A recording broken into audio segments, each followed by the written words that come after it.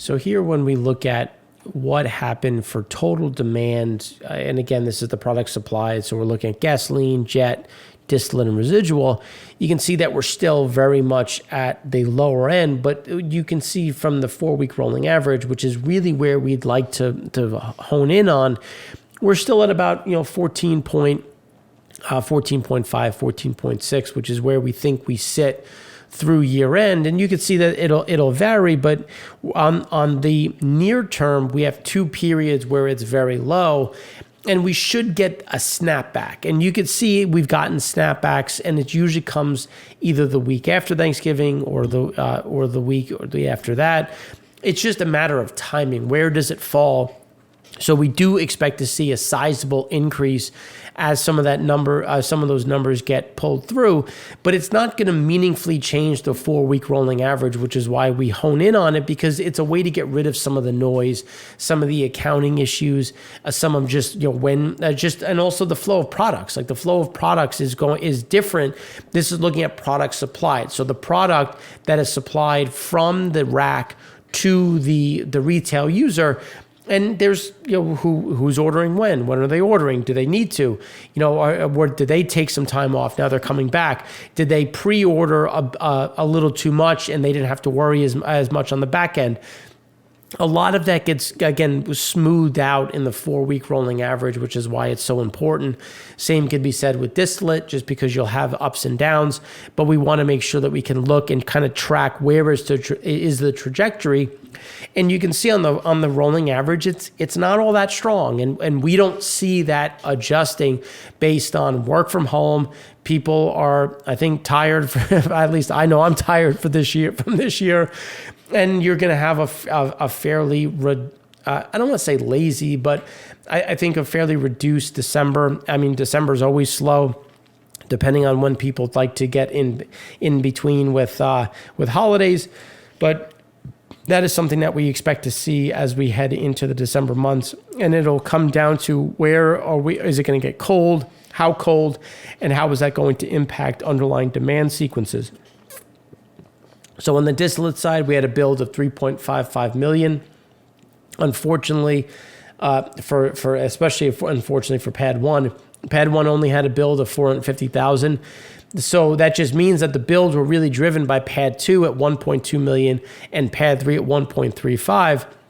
So even though we've had a nice curl back up into this low point, and you can see we've had it in an unseasonable build, because typically we start to build a little bit later in the distillate cycle, but here you can see it started a bit earlier, and it's really driven by refiners. Refiners started to ramp up their utilization rates much sooner, as we talked about in segment 1. And that has a direct correlation with how quickly we see the storage side come up, as well as, so you have the supply side where you have, and then the demand side with a huge drop in trucking demand. So by losing trucking demand as well as increasing supply, we're now coming into again, not a comfortable period, but into a point of where comps got easier. We were able to fall back within a quote-unquote normal range, or at least a more normal range. But Pad 1 is still outside of that normalcy, and that's where we continue to see the underlying problems in regards to how much diesel is available, because even with a build of 450,000 barrels, we're still 17.5 million below the 5-year, 13.9 million below a year last year. And we have some colder weather coming into both Europe and the East Coast as we look out at a more extended forecast of the next 2 weeks, which is, I think, going to be a bigger concern. Distillate imports increased slightly by 31,000 barrels a day, still below average. And because of the issues with Russia, that's coming back to what we were talking about in segment 1. We're going to see more of those flows coming from the Middle East into the Atlantic Basin, and we do expect to see more of that come into Pad 1. When we look at the diesel crack, it's now below 60, but just hanging in just right at the 60 level. As things get a bit colder and as we don't see the same type of imports, we do think that you're going to get a little bit of an increase in the crack spread. Not much. It's just a matter of coming back within the range of maybe just about 62, 63.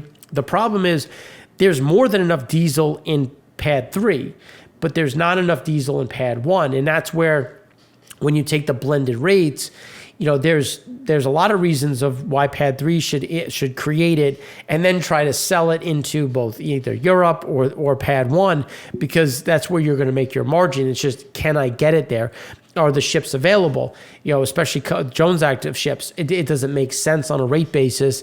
And when you look at the arb between the U.S. and Europe, where are ships? What does it cost? And is that arb open or closed?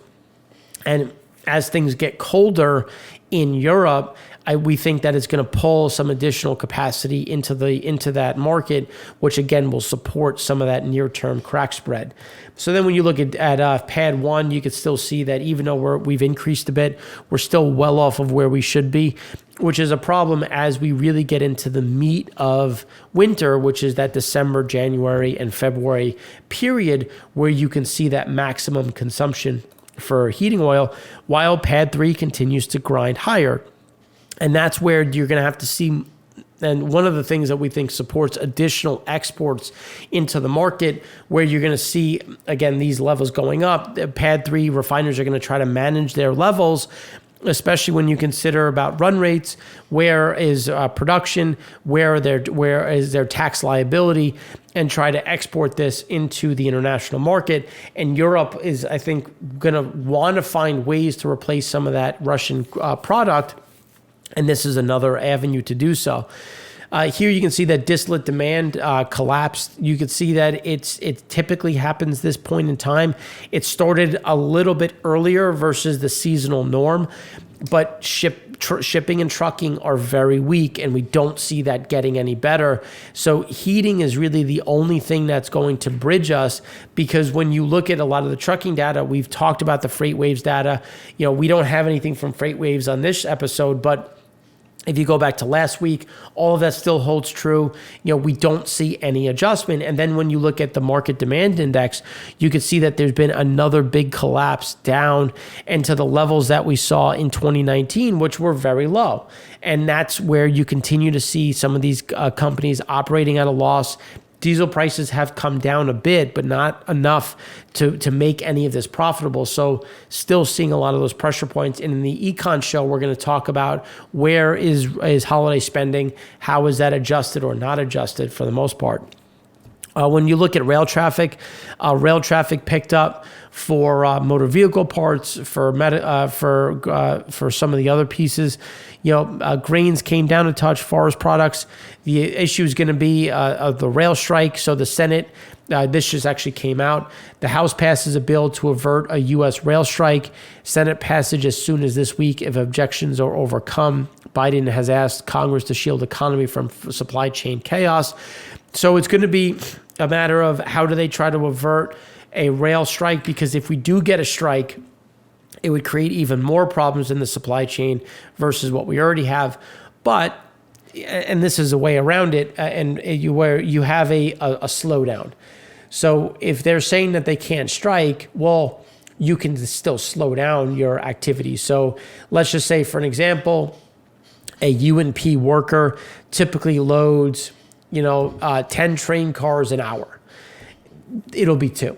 And that's where you'll see some of those slowdowns, and they'll extend a lot of those things, which is still going to impact the supply chain, obviously not to the level, but there's going to be ways within that, because rail has become more important, especially given that we don't need that at-time delivery the same way. Some inventories have caught up, so we'll see some of that protection here. When you look at what's coming into the market, things still remain very low. Versus, in the past, remember, we had a lot of product sitting offshore, a lot of product waiting to come onto the coast. And here you can see we still don't have that product coming through, which is going to keep our supply chains, allow them to catch up, but also showing that weakness in demand. And that as that weakness in demand is there, that supports more weakness in trucking, more weakness in shipping, and then more weakness in the industrial sector, which is the main consumer of diesel. And that's something that's reverberating through the system, and that we'll talk about in the Econ show. Here you can see that the U.S. outlook, we've gotten some decent cold snaps across the north. That is, and especially into the West Coast, that is a positive thing when you look at some of the consumption of natural gas. But then when you look at the, essentially, if we split the country from, Texas, Oklahoma, Ohio down and Illinois down, you can see here that you are a bit above normal. But when you look at the extended forecast, you're starting to see a polar vortex form, which is going to hit Europe. And that's going to actually pivot, and you're going to see some of this below normal essentially swivel over and cover large parts of New England and down the mid-Atlantic, which is going to support additional consumption of diesel and heating oil as well as natural gas. So still support for current levels and current pricing when you look at diesel and natural gas levels. Gasoline had a build of 2.77 million. Most of that was driven by Pad 1 with an increase of 2.13. Imports were up slightly by 96,000 barrels a day. We see a little bit of a slowdown in imports coming through, but realistically, it's right in line with the 5-year average of what's coming from Europe, so we don't see much change. But what we did what we were calling for last week was that sizable increase in storage. And we just said it's a matter of when does it start, because this is the pivot point when you start to see an increase in builds. And here you can see we started to see those builds going up. We should get 1 week where it's a slight down move, but realistically, there's a lot of support of a continuous move back up. And at this rate of change, which we think is very likely to hold, will now sit well above, I think, where we were in 2021. So when you look at blending components, it was up 2.65 million, which is only 900,000 barrels below which is only 900,000 barrels below the 5-year average. And realistically, blending components is telling us where things are going. And that's why we do expect to see gasoline storage going up. Blending components is showing us that there's not a lot of blending, not a lot of demand. And that's something that is playing out in some of these different levels. Here you can see that rapid move up, the rate of change has accelerated, but it also normally accelerates this point in time. And this is going to continue to run elevated because we've had a slowdown in petrochemical demand. So instead of it going into the petchem side, it comes into the gasoline pool, which will see this run a bit higher. But we're also seeing that slowdown on demand, which is also weighing on everything. As you can see here, Europe demand has had a nice bounce, but the same can't be said for Asia or North America. Asia started to recover a bit, but North America has slowed. That's North America is where we see some of that pressure coming through. And then when you look at China, China has fallen back below normal. And when you look at some of the issues that have happened in terms of protests, lockdowns, that's something that is creating more pressure, more slowdowns, and that's why we see a sluggish activity through the rest of the year and actually into Q1. And we'll talk more about this in segment 3. But you have to consider what China's doing, and it's more about control and less about capitalistic society. And if you think about the CCP, they don't want people to believe that protests work. So you're not going to bend to that. If anything, you're now going to do the opposite because you don't want to show that the protests are going to be effective, which is going to slow down Chinese demand even further, putting a bigger crimp in underlying flows into that country. Daily, here you can see that the gasoline numbers have price have come down. I wanted to put it into perspective, in terms of where we are. We're still at levels that we saw in 2013 and 2014.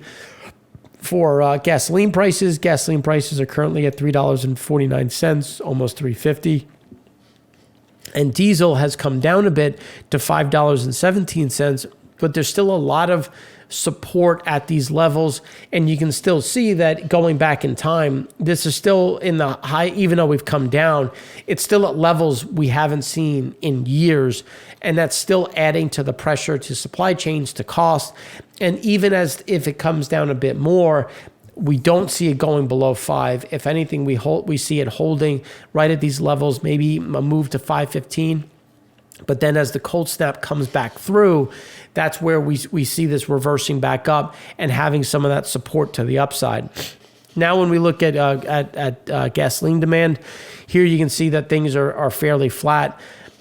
We do expect to see a spike, and that spike is going to come just that refill that we were talking about, just based on how this is managed. But it's still very much below normal, very much outside of that 10-year average.